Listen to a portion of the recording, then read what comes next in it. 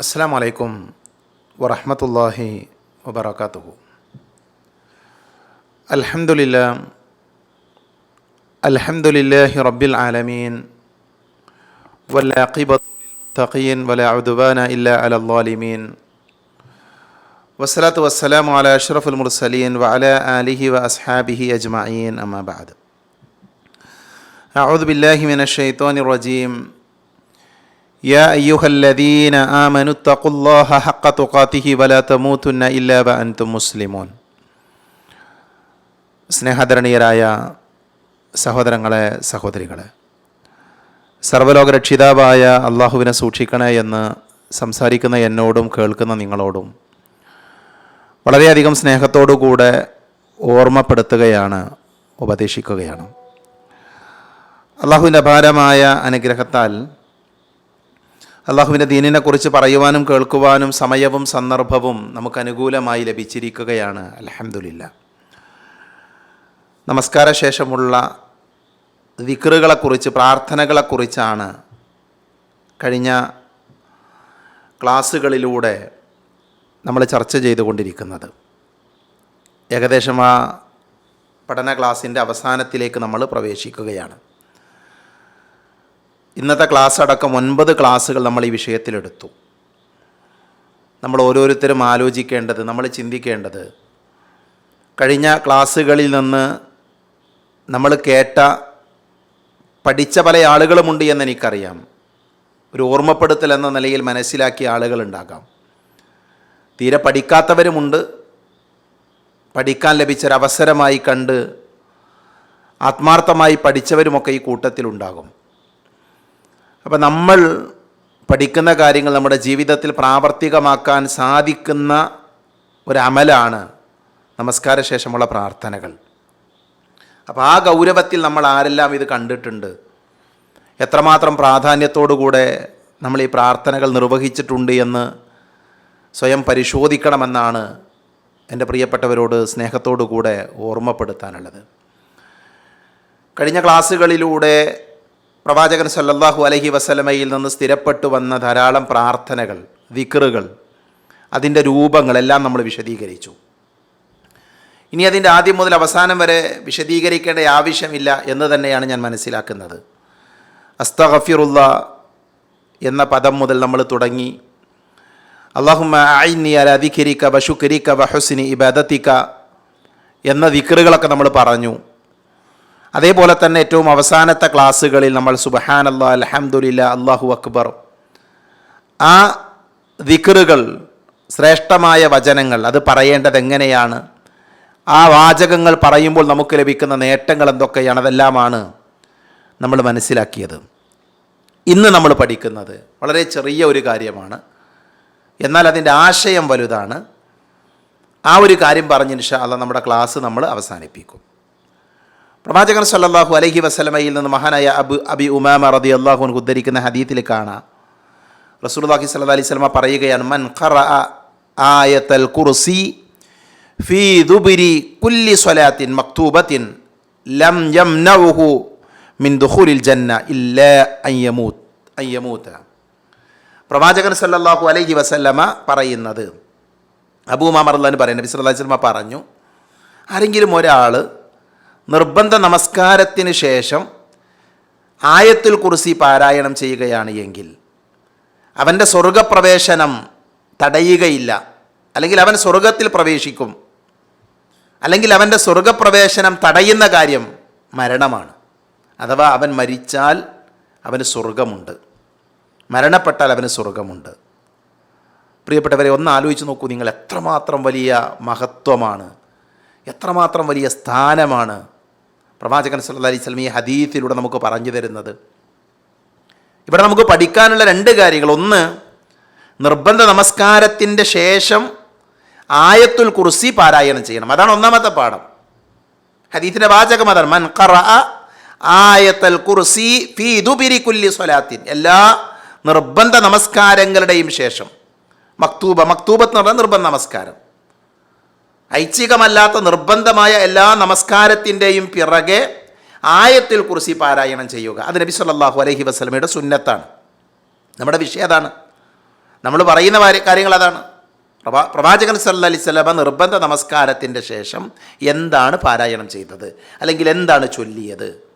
അതിൽ നമ്മൾ അസ്തഗ്ഫിറുല്ലാഹ് എന്നുള്ളത് പഠിച്ചു.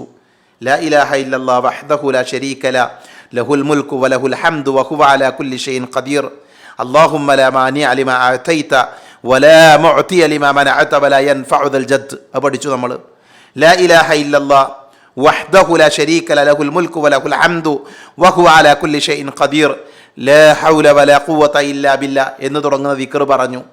അല്ലാഹുമ്മ അഇന്നി അലാ ദിക്രിക വശുക്രിക വഹുസ്നി ഇബാദത്തിക എന്ന് പറയുന്ന ദിക്ർ ചൊല്ലി. അതേപോലെ തന്നെ സുബ്ഹാനല്ലാഹ്, അൽഹംദുലില്ലാഹ്, അല്ലാഹു അക്ബർ, ഈ പ്രാർത്ഥനകളൊക്കെ നമ്മൾ പറഞ്ഞു. അതിൻ്റെ പിറകെ ആയത്തുൽ കുർസി ഓതണം. അത് നബി സല്ലല്ലാഹു അലൈഹി വസല്ലമ നമ്മളെ പഠിപ്പിച്ച കാര്യമാണ്. നിർബന്ധ നമസ്കാരങ്ങൾക്ക് പിറകെ ആയത്തുൽ കുർസി പാരായണം ചെയ്താൽ അവന് സ്വർഗമുണ്ട്, അവൻ മരിച്ചാൽ. അതാണ് അതിൻ്റെ മഹത്വം. വിശുദ്ധ ഖുർആനിലെ 2-ാം അധ്യായം സൂറത്തുൽ ബഖറയിലെ 255-ാമത്തെ ആയത്താണ് ആയത്തുൽ കുർസി. ആയത്തുൽ കുർസി അറിയാത്ത ആരും നമ്മുടെ കൂട്ടത്തിൽ ഉണ്ടാകാൻ പാടില്ല. എല്ലാവരും പഠിക്കേണ്ട ആയത്താണ്. ഞാൻ മനസ്സിലാക്കുന്ന നമുക്ക് എല്ലാവർക്കും അത് മനഃപ്പാഠമുണ്ട് എന്ന് തന്നെയാണ്. അല്ലാഹു ലാ ഇലാഹ ഇല്ലാ ഹുവൽ ഹയ്യുൽ ഖയ്യൂം ലാ തഅഖുദുഹു സിനത്തുൻ വലാ നൗം ലഹു മാ ഫിസ് സമാവാതി വമാ ഫിൽ അർദ് മൻ ദല്ലദി യശ്ഫഉ ഇൻദഹു ഇല്ലാ ബിഇദ്നിഹി യഅലമു മാ ബൈന അയ്ദീഹിം വമാ ഖൽഫഹും ولا يحيطون بشيء من علمه إلا بما شاء وسع كرسيه السماوات والأرض ولا يعوده حفظهما وهو العلي العظيم. ഇതാണ് ആയത്തുൽ കുർസി. ഒരല്പം വലിപ്പമുള്ള ആയത്താണ്, പക്ഷെ അത് നമ്മൾ പഠിക്കണം. ഈ ആയത്തിന് ഒരുപാട് മഹത്വങ്ങളുണ്ട്, ഈ ആയത്തിന് ഒരുപാട് പ്രത്യേകതകളുണ്ട്. ഈ ആയത്ത് അറിയപ്പെടുന്നതിന് ആയത്തുൽ കുർസി എന്നാണ്. എന്താണ് ഈ കുർസി എന്ന് പറഞ്ഞാൽ? സാധാരണ കുർസി എന്ന് പറഞ്ഞാൽ കസേരക്കാണ് പറയുക, ഇരിപ്പിടം അല്ലേ, ഇരിക്കുന്ന സ്ഥലത്തിന് കസേരക്കാണ് കുർസി എന്ന് പറയാം. പ്രവാചകൻ സല്ലല്ലാഹു അലൈഹി വസല്ലമ ഈ ആയത്തിന് ആയത്തുൽ കുർസി എന്ന് പറയാനുള്ള കാരണം എന്താണെന്ന് വിശദീകരിച്ചിട്ടുണ്ട്. ഈ ആയത്തിൽ അള്ളാഹുവിൻ്റെ കുർസീനെ പറ്റി പ്രസ്താവിക്കുന്നുണ്ട്, അള്ളാഹുവിൻ്റെ കുർസീനെ കുറിച്ച്. അതുകൊണ്ടാണ് ഈ ആയത്ത് ആയത്തുൽ കുർസി എന്ന് അറിയപ്പെട്ടത്. അള്ളാഹുവിൻ്റെ കുർസി എന്ന് പറഞ്ഞാൽ എന്താണ്? അത് ആകാശഭൂമികൾ ഉൾക്കൊള്ളത്തക്കവണ്ണം വിശാലമായതാകുന്നു അള്ളാഹുവിൻ്റെ കുർസി. പീഠം അല്ലെങ്കിൽ രാജപീഠം, ഔദ്യോഗിക ഇരിപ്പിടം എന്നൊക്കെയാണ് കുർസീന് യഥാർത്ഥത്തിൽ വാക്കർത്ഥം. എന്താണ് ഇവിടെ കുർസി കൊണ്ട് ഉദ്ദേശിക്കുന്നത്? അള്ളാഹുവിൻ്റെ കുർസീനെ കുറിച്ച് റസൂലുള്ളാഹി സ്വല്ലല്ലാഹു അലൈഹി വസല്ലം വിശദീകരിച്ചിട്ടുണ്ട്. നമ്മൾ ഈ ആയത്ത് ഓതുമ്പോൾ നമ്മൾ മനസ്സിലാക്കണം. റസൂലുള്ളാഹി സ്വല്ലല്ലാഹു അലൈഹി വസല്ലമയിൽ നിന്ന് മഹാനായ അബൂ ദർ റളിയല്ലാഹു അൻഹു ഉദ്ധരിക്കുന്ന ഹദീസിൽ കാണാം, 7 ആകാശങ്ങളും 7 ഭൂമികളും അള്ളാഹുവിൻ്റെ കുർസിയുമായി താരതമ്യപ്പെടുത്തുമ്പോൾ എന്താ പറഞ്ഞത്? 7 ആകാശങ്ങളും 7 ഭൂമിയും. 7 ആകാശങ്ങൾ 7 ഭൂമി. നമ്മളിപ്പോൾ ഉള്ളത് ഒരു ഭൂമിയിലാണ് അല്ലേ? നമ്മളുള്ളത് ഭൂമിയിലാണ്. നമ്മൾ താമസിക്കുന്ന ഭൂമിയിൽ നമ്മുടെ ജില്ലയിലെ, നമ്മുടെ താലൂക്കിൽ, അല്ലെങ്കിൽ നമ്മുടെ പഞ്ചായത്തിലെ, നമ്മുടെ വാർഡിലെ മുഴുവൻ സ്ഥലങ്ങളും ഒരുപക്ഷെ നമ്മൾ കണ്ടിട്ടുണ്ടാവില്ല. എല്ലാ ഏരിയകളും നമ്മൾ കണ്ടിട്ടുണ്ടാവില്ല. എത്ര വിശാലമാണ് ഈ പ്രപഞ്ചം, എത്ര വിശാലമാണ് ഈ ഭൂമി. 7 ആകാശവും 7 ഭൂമിയും അതുമായി താരതമ്യപ്പെടുത്തുമ്പോൾ അള്ളാഹുവിൻ്റെ കുർസി എന്ന് പറഞ്ഞാൽ മരുഭൂമിയിൽ കിടക്കുന്ന ഒരു വളയം പോലെയാണെന്നാണ്. മരുഭൂമിയിൽ, വിശാലമായൊരു മരുഭൂമിയിൽ ഒരു വളയം, ഒരു കൈ സ്ത്രീകളൊക്കെ ധരിക്കുന്ന ഒരു വളമുണ്ട്, അല്ലെങ്കിൽ ഒരു മോതിരം. ആ മോതിരം ഒരു മരുഭൂമിയിലിട്ടാൽ എത്രമാത്രം ചെറുതാണ് ആ മോതിരം. അത് മരുഭൂമിയിലിട്ടാൽ എന്താപ്പോൾ അത് തമ്മിലുള്ള വ്യത്യാസം എത്രയാണ്? അതേപോലെയാണ് 7 ആകാശങ്ങളും 7 ഭൂമിയും ഒക്കെയായി തട്ടിച്ചു നോക്കുമ്പോൾ അള്ളാഹുവിൻ്റെ കുർസി എന്ന് പറഞ്ഞാൽ അത് വിശാലമാണെന്ന് അർത്ഥം. അള്ളാഹുവിൻ്റെ കുർസി വിശാലമാണ്. മനസ്സിലായില്ലേ? മഹാനായ ഇബ്നു അബ്ബാസ് റളിയല്ലാഹു അൻഹു പറയുന്നുണ്ട്, അൽ കുർസിയു മൗദിഉൽ ഖദമൈൻ എന്നാണ്. കുർസി എന്ന് പറഞ്ഞാൽ ഇരിപ്പിടമല്ല അതുകൊണ്ട് ഉദ്ദേശിക്കുന്നത്. കുർസി എന്ന് പറഞ്ഞാൽ എന്താ അതുകൊണ്ട് ഉദ്ദേശിക്കുന്നത്? അള്ളാഹുവിൻ്റെ 2 കാൽപാദങ്ങളുടെ പീഠമാണ്, കാലുകൾ വെക്കുന്ന സ്ഥലമാണ്, അല്ലാതെ ഇരിക്കുന്ന സ്ഥലമല്ല. അള്ളാഹു എവിടെ ഇരിക്കുന്നത്? അർ-റഹ്മാനു അലൽ അർശി ഇസ്തവാ, അർഷിലാണ് അവൻ ഉപവിഷ്ടനായിട്ടുള്ളത്. സുബ്ഹാനല്ലാഹ്, അർഷിലാണ്. അർഷ് എന്ന് പറഞ്ഞാൽ വൽ അർഷു ലാ യുഖദ്ദിറു ഖദ്റഹു ഇല്ലല്ലാഹ്. അർഷിൻ്റെ ഖദ്ർ, അതിൻ്റെ വലുപ്പം, അതിൻ്റെ വിശാലത, അതിൻ്റെ അളവ് അള്ളാഹുവിനല്ലാതെ വേറെ ഒരാൾക്കും അറിയില്ല. അർഷ് അങ്ങനെയാണ്. ഇവിടെ നമ്മൾ പറയുന്ന കുർസി എന്താ? ഒരു കസേര ഉണ്ടാ, ഒരു കസേരങ്ങൾ നമ്മളതിൻ്റെ സങ്കല്പങ്ങളിലേക്ക് പറയില്ല, അതിൻ്റെ വിശാലത മനസ്സിലാക്കാൻ വേണ്ടി പറയാം. കസേരയിൽ നമ്മൾ അർഷിൻ്റെ താഴെ കാലുകൾ വെക്കുന്ന കുർസി, കാലുകൾ പതിച്ചു വെക്കുന്ന, കാല് വെക്കാനുള്ള കുർസി, അതെങ്ങനെയാണ്? അത് ഈ 7 ആകാശങ്ങളും ഭൂമിയും അത്രമാത്രം വിശാലമുള്ള ഈ പ്രപഞ്ചത്തിൽ ഈ 7 ആകാശങ്ങളിലും ഭൂമിയിലും ഒരു മോതിരട്ടാൽ അല്ലെങ്കിൽ ഒരു വളയമിട്ടാൽ എത്രമാത്രം വലുതാണ് ഈ പ്രപഞ്ചം, എത്രമാത്രം വലുതാണ് ഈ ആകാശങ്ങളും ഭൂമിയും ഒക്കെ. അതേപോലെയാണ് അള്ളാഹുവിൻ്റെ കുർസി, അത്ര വിശാലമാണ്, ഇതിനേക്കാളെല്ലാം വിശാലമാണ് എന്നാണ് റസൂലുള്ളാഹി സ്വല്ലല്ലാഹു അലൈഹി വസല്ലമ നമ്മളെ പഠിപ്പിച്ചത്. അപ്പം അതുകൊണ്ട് ഈ ആയത്തുൽ കുർസി എന്ന് പറയാനുള്ള കാരണം എന്താ? ഈ ആയത്തിൽ അള്ളാഹുവിൻ്റെ കുർസിയെ കുറിച്ചുള്ള പരാമർശമുണ്ട്. രണ്ടാമത്, ഈ ആയത്തിൽ അള്ളാഹുവിൻ്റെ നാമഗുണവിശേഷണങ്ങൾ ചർച്ച ചെയ്യുന്നുണ്ട്. അള്ളാഹുവിൻ്റെ നമുക്കറിയാം അള്ളാഹുവിന് ഒരുപാട് ഉത്കൃഷ്ടമായ നാമങ്ങളുണ്ട്. നമ്മളതിൽ 18ഓളം ക്ലാസ്സുകൾ നമ്മൾ എടുത്തു കഴിഞ്ഞു. ഇൻഷാ അല്ലാഹ് നമ്മൾ ആ ക്ലാസ്സുകൾ വീണ്ടും എടുക്കും. അള്ളാഹു തൗഫീഖ് നൽകുമാറാകട്ടെ. നോക്കൂ നിങ്ങൾ, അള്ളാഹുവിന് ധാരാളം ഉത്കൃഷ്ടമായ നാമങ്ങളുണ്ട് അല്ലേ? ആ നാമങ്ങളിൽ പലതും എന്ത് ചെയ്തിട്ടുണ്ട്? ഈ ആയത്തിൽ കടന്നു വന്നിട്ടുണ്ട്. അല്ലാഹു ലാ ഇലാഹ ഇല്ലാ ഹുവൽ ഹയ്യുൽ ഖയ്യൂം. അവൻ ഹയ്യാണ്, അവൻ ഖയ്യൂമാണ്. അവൻ ഹയ്യാണ്, അവൻ ഖയ്യൂമാണ്. അൽ അലിയാണ് എന്ന നാമം, അലീമാണ് എന്നുള്ള നാമം, അതൊക്കെ എന്ത് ചെയ്തിട്ടുണ്ട്? ഈ ആയത്തിൽ വന്നിട്ടുണ്ട്. മനസ്സിലായില്ലേ? അതേപോലെ തന്നെ അല്ലാഹു അല്ലാതെ ആരാധ്യനേ ഇല്ല, അല്ലാഹു ലാ ഇലാഹ ഇല്ലാ ഹുവ എന്ന ഇസ്ലാമിൻ്റെ ഏറ്റവും അടിസ്ഥാനമായ ആദർശം പ്രഖ്യാപിച്ചുകൊണ്ടാണ് എന്ത് ചെയ്യുന്നത്? ഈ ആയത്ത് തുടങ്ങുന്നത്. ഇതൊക്കെ ചെറിയൊരു കാര്യമല്ല. അല്ലാഹു ലാ ഇലാഹ ഇല്ലാ ഹുവൽ ഹയ്യുൽ ഖയ്യൂം. നോക്കൂ നിങ്ങൾ, ആയത്ത് തുടങ്ങണ എങ്ങനെയാ? അല്ലാഹുവല്ലാതെ ആരാധനക്കർഹനായി മറ്റാരുമില്ല എന്ന ഇസ്ലാമിൻ്റെ അടിസ്ഥാന സന്ദേശം അതാണ് പറയുന്നത്. യഥാർത്ഥത്തിൽ ഈ ആയത്ത് നമ്മൾ വായിച്ചു പോകുമ്പോൾ അതിലെ ഹറാമുകളോ ഹലാലുകളോ അല്ല ചർച്ച ചെയ്യുന്നത്. ഒന്നുമില്ല. ഭക്ഷണത്തിൻ്റെ മര്യാദ ഉണ്ടോ? അതിൽ ഇന്ന ഭക്ഷണം കഴിക്കണം, ഇന്നത് ഒന്നുമില്ല. ഈ ആയത്തിൽ ചർച്ച ചെയ്യുന്നത് എന്താ? അള്ളാഹുവിൻ്റെ നാമങ്ങളും അവൻ്റെ വിശേഷണങ്ങളും വിവരിച്ചു തരുന്ന, അവൻ്റെ മഹത്വം പറഞ്ഞു തരുന്ന ഒരായത്താണ് ആയത്തുൽ കുർസി. അതാണ് അതിൻ്റെ ശ്രേഷ്ഠത എന്നുള്ളത്. അതുകൊണ്ട് തന്നെ നമ്മളെ സംബന്ധിച്ചിടത്തോളം എല്ലാ നിർബന്ധ നമസ്കാരങ്ങളുടെയും പിറകെ ഈ ആയത്ത് നമ്മൾ ഓതണം. കാരണം ആ ആയത്ത് ഓതണമെന്ന് നബി സല്ലല്ലാഹു അലൈഹി വസല്ലമ നമ്മളെ പഠിപ്പിച്ചതാണ്. ആ ആയത്ത് ഓതിയാൽ സ്വർഗം ലഭിക്കണമെങ്കിൽ പിന്നെ മരിച്ചാൽ മതി എന്നുള്ളതാണ് ഹദീത്തിൽ നിന്ന് നമുക്ക് മനസ്സിലാക്കാൻ സാധിക്കുന്നത്. മഹാനായ അലി ഇബ്നു അബീ ത്വാലിബ് റളിയല്ലാഹു അൻഹു പറയുന്നുണ്ട്, മാ അറ അഹദൻ യഅഖിലു ദഖല ഫിൽ ഇസ്ലാമി യനാമു ഹത്താ യഖറഉ ആയത്തുൽ കുർസി. എന്താ അദ്ദേഹം പറയുന്നത്? ബുദ്ധിയുള്ള ഒരാളും ഇസ്ലാം സ്വീകരിച്ച ശേഷം ആയത്തുൽ കുർസി പാരായണം ചെയ്യാതെ ഉറങ്ങുകയില്ല. കാരണം അത്രയും മഹത്തുണ്ട് അതിന്. അപ്പോൾ ഒന്ന്, നിർബന്ധ നമസ്കാരങ്ങളുടെ ശേഷം ആയത്തുൽ കുർസി ഓതണം. അവസാനം ഞാൻ വിശദീകരിക്കാം. രണ്ട്, ഇപ്പോൾ ഈ അലി റളിയല്ലാഹുവിൻ്റെ വാചകത്തിൽ നിന്ന് എന്ത് മനസ്സിലായി? ഉറങ്ങാൻ കിടക്കുമ്പോഴെന്ത് ചെയ്യണം? ആയത്തുൽ കുർസി ഓതണം. എല്ലാ ദിവസവും ഉറങ്ങാൻ കിടക്കുമ്പോൾ ആയത്തുൽ കുർസി ഓതണം. മഹാനായ അബ്ദുല്ലാഹി ഇബ്നു അബ്ബാസ് റളിയല്ലാഹു അൻഹു പറഞ്ഞത്, അഷ്റഫു ആയത്തിൻ ഫിൽ ഖുർആൻ ആയത്തുൽ കുർസി. ഏറ്റവും ശ്രേഷ്ഠമായ ആയത്ത്, ഖുർആനിൽ ഏറ്റവും ശ്രേഷ്ഠമായ ആയത്ത് അതേതാ? അത് ആയത്തുൽ കുർസിയാണ്. ഖാല ബഅദുൽ ഉലമാ, പണ്ഡിതന്മാർ പറഞ്ഞു, ലി അന്നഹു യുകററു ഫീഹാ ഇസ്മുല്ലാഹി തആല ബൈന മുദ്മരിൻ വളാഹിരിൻ 18 മറ. ഇത് ഇമാം ഖുർത്തുബിയുടെ തഫ്സീർ നമുക്ക് വായിക്കാൻ സാധിക്കും. എന്താ അദ്ദേഹം പറയുന്നത്?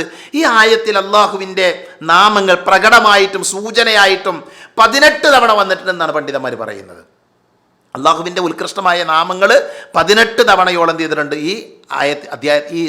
ഈ ആയത്തിൽ വന്നിട്ടുണ്ടെന്ന്. അത്രമാത്രം അള്ളാഹുവിനെ കുറിച്ച് വിശദീകരിക്കുന്ന ആയത്താണ് എന്നുള്ളതാണ്. അപ്പം അള്ളാഹു സുബ്ഹാനഹു വ തആല, മഹാനായ അബ്ദുല്ലാഹി ഇബ്നു മർവാൻ റഹിമഹുല്ലാ പറയുന്നത്, ഇന്നല്ലാഹു ഇഖ്താറൽ കലാം ഫഖ്താറൽ ഖുർആൻ. അള്ളാഹു കലാമുകളിൽ നിന്ന് അവൻ്റെ കലാമായിട്ട് എന്തിനെ തിരഞ്ഞെടുത്തു? ഖുർആനെ തിരഞ്ഞെടുത്തു. ഫഖ്താറ മിൻഹു സൂറത്തുൽ ബഖറ. ആ ഖുർആനിൽ നിന്ന് അള്ളാഹു എന്ത് ചെയ്തു? സൂറത്തുൽ ബഖറയെ തിരഞ്ഞെടുത്തു. അത് ഏറ്റവും വലിയ സൂറത്താണ് അല്ലേ? ഏറ്റവും ശ്രേഷ്ഠമായ. എന്നിട്ട് വഖ്താറ മിൻ സൂറത്തുൽ ബഖറ ആയത്തുൽ കുർസി. ആ സൂറത്തിൽ നിന്നാണ് അള്ളാഹു സുബ്ഹാനഹു വ തആല എന്ത് ചെയ്തത്? ആയത്തുൽ കുർസിനെ തിരഞ്ഞെടുത്തത്. അതൊരു മഹത്വമാണ്. അള്ളാഹുവിൻ്റെ കലാമിൽ ഏറ്റവും നല്ല കലാമേത ഖുർആനാണ്. അപ്പം കലാമുകളിൽ ഏറ്റവും നല്ലതായി അള്ളാഹു ഖുർആനെ തിരഞ്ഞെടുത്തു. ആ ഖുർആനിൽ എന്ത് ചെയ്തു? ഏറ്റവും വലിയ സൂറത്തായി, അധ്യായമായി സൂറത്തുൽ ബഖറ വന്നു. ആ സൂറത്തുൽ ബഖറയിൽ ഏറ്റവും ശ്രേഷ്ഠമായ ആയത്തായിട്ട് ഏത് തിരഞ്ഞെടുത്തു? ആയത്തുൽ കുർസിയെ തിരഞ്ഞെടുത്തു. ഏതുപോലെ വഖ്താറൽ ബിലാദ ഫഖ്താറൽ ഹറം. മൊത്തത്തിലുള്ള പ്രദേശങ്ങളിൽ നിന്ന്, രാജ്യങ്ങളിൽ നിന്ന് ഹറമിന് അള്ളാഹു പവിത്രത നൽകിയിട്ടുണ്ട്, ശ്രേഷ്ഠത നൽകിയിട്ടുണ്ട്. അതേപോലെ തന്നെ ഹറമുകളിൽ എന്ത് ചെയ്തു?